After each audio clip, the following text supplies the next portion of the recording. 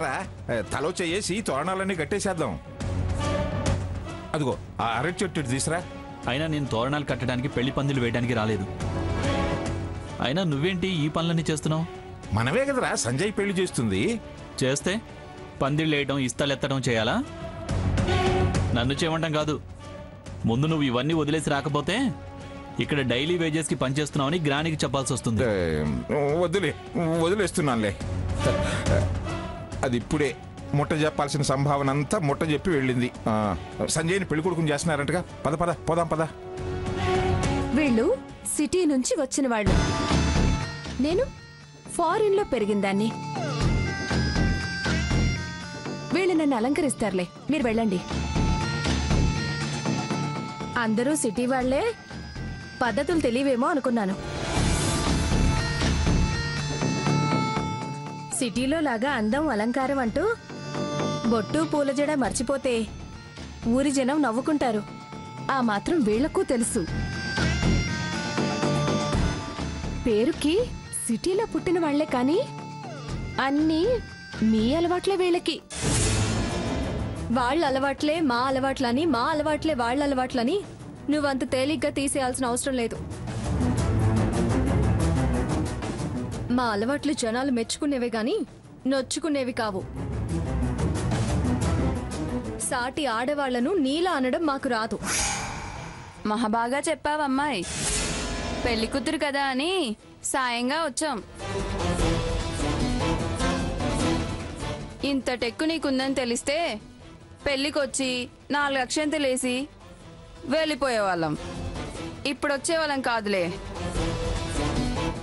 ఎలాగో వచ్చారు కదా, వెయ్యాలనుకున్న 4 వేసెళ్ళొచ్చు. స్వర్ణ, వచ్చిన వాళ్ళని వెళ్ళమంటున్నావు కదా, మళ్ళీ అప్పుడు వస్తారో రారో అని ఇప్పుడే వేసెళ్ళమంటున్నా. తప్ప? నువ్వు ఏం వేసెళ్ళమంటున్నావో నాకు తెలుసు. తెలివైన దానివి హారతి, నీకెందుకు తెలీదు? వాళ్ళకి తెలియదని చెప్పింది. పెళ్లి కూతురివి, అలా చిరాకు పడొద్దు, ఆవేశపడొద్దు. అలా చెప్పమ్మా. పదమే వెళ్దాం. ఆ పద రండి.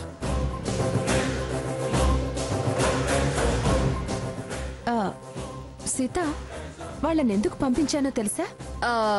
ఒక నిమిషం. స్వర్ణ, ఈవిడి గారిని పెళ్లి కూతురిని చేయడానికి నేను ఒక్కదాన్నే చాలే గాని నువ్వెళ్ళు. అమ్మమ్మ గారు ఏం చేస్తున్నారో చూడు. నేను ఈవిడి గారి అలంకరణ పూర్తి చేసి తీసుకొస్తాను. అలాగే అక్క, బాగా అలంకరించి తీసుకురా. వంచిన తల తాళి కట్టేదాకా లేవకుండా అలంకరణ చెయ్యి.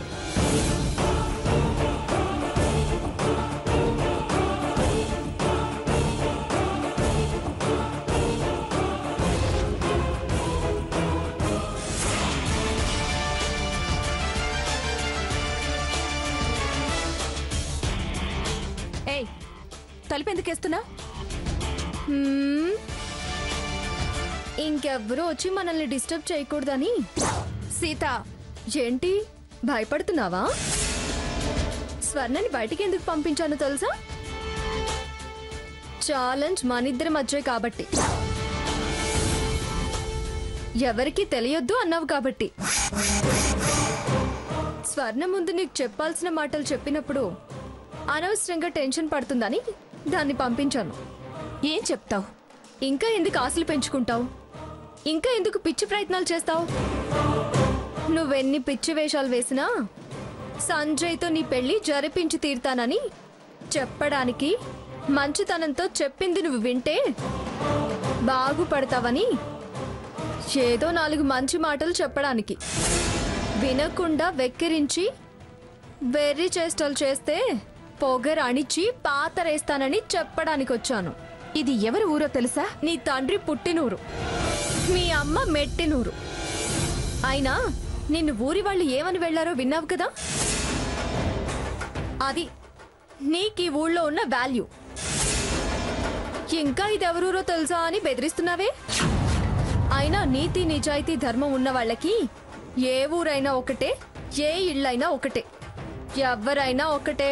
చెప్పింది చాలు కాని అంతా అయిపోయినట్టు అప్పుడే లెక్చర్స్ ఇవ్వకు. వెళ్ళు, ఇక బయలుదేరు. ఏంటా చూపు? ఈ చూపు చాలా సార్లు చూసావు. ఏం చేయగలిగావు? ఇలాగే చూస్తూ ఉండు. చివరికి పిచ్చి చూపులు చూసే పరిస్థితి వస్తుంది. ఇప్పటికే నీ పిచ్చి తలకెక్కి పిచ్చి చూపులు చూస్తుంది నువ్వు, నేను కాదు. చూద్దాం ఎవరు ఏ చూపులు చూస్తారో. ముందు అవతలకెళ్ళు.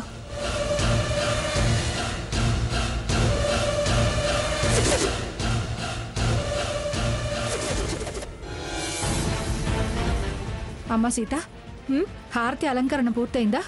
ఆ అయ్యింది. తలస్నానం ఇప్పుడే అయింది. మీరు వెళ్ళి నూనె రాసి చిక్కు తీయండి. ఏంటి సీత అలా మాట్లాడుతున్నావు? ఏమీ తెలియనట్టు నటించకండి. మీ వ్యవహారం, మీ మనవరాలి వ్యవహారం నాకు బాగా తెలుసు. అనవసరంగా నోరు పారేసుకోక సీత. కాని చోట మనసు పారేసుకోకని మీ మనవరాలికి చెప్పండి.